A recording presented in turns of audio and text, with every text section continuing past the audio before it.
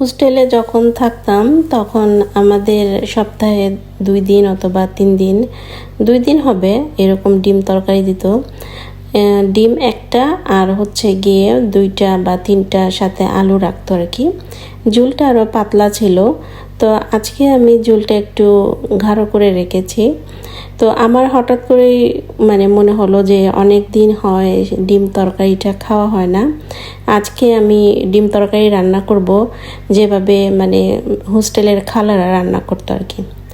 আসসালামু আলাইকুম, আপনারা সবাই কেমন আছেন?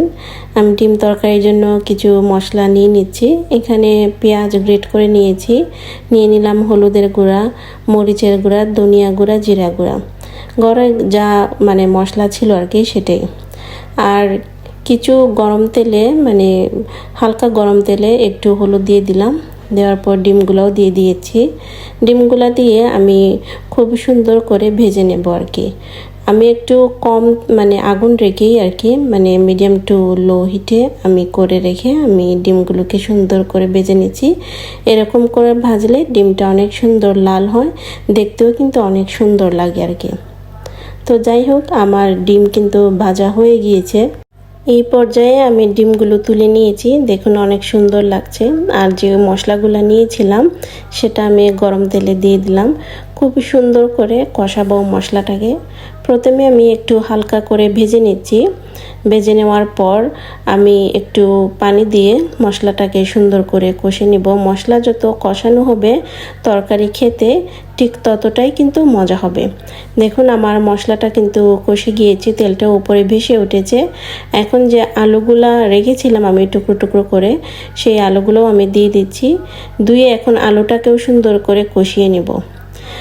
ওই যে বললাম যে মশলা যত কষানো হবে খেতে কিন্তু ততই মজা লাগবে। এটা কিন্তু একদম সত্যি কথা। আপনারা যখন রান্না করবেন তখন দেখবেন যে যত মশলা কষানো হয় বা সবজিটা কষানো হয় তত কিন্তু খেতে মজা লাগে আর কি।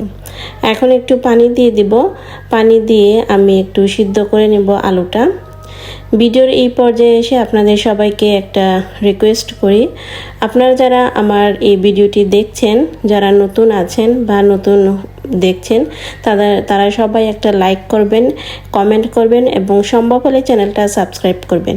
পাশে থাকা বেল বাটনটা বাজিয়ে দিবেন পরবর্তী নোটিফিকেশন পাওয়ার জন্য। আলুটা সিদ্ধ হয়ে গিয়েছে, এখন ডিমগুলো আমি দিয়ে দিচ্ছি। ডিমগুলো দিয়ে সুন্দর করে আমি নেড়ে চেড়ে নেব। যে কোনো রান্নায় যদি আপনি মন থেকে করেন, ভালোবেসে করেন, সেই রান্নাটা খেতে কিন্তু তত বেশি ভালো হয় আর কি। এবং পরিবারের সদস্যদের জন্য রান্না করতে গেলে একটু মন দিয়েই রান্না করতে হয়। তো যাই হোক, আরেকটা কথা আপনাদের শেয়ার করি। আমার এই ভিডিওটি আমার ফেসবুকেও কিন্তু যাবে। যারা নতুন আমার ফেসবুকে আছেন প্লিজ তারা অবশ্যই ফেসবুকে অ্যাড হয়ে যাবেন এবং লাইক কমেন্ট করে আমাকে সামনের দিকে এগিয়ে যাওয়ার জন্য অনেক উৎসাহিত করবেন। আর আমার আজকের এই রান্নাটি আপনাদের কাছে কেমন লাগলো আপনারা কিন্তু অবশ্যই জানাতে ভুলবেন না। আপনাদের কমেন্টের অপেক্ষায় কিন্তু আমি থাকব। আজকে এ পর্যন্তই। পরবর্তী ভিডিও দেখার জন্য আপনাদের সবাইকে আবারও অনুরোধ।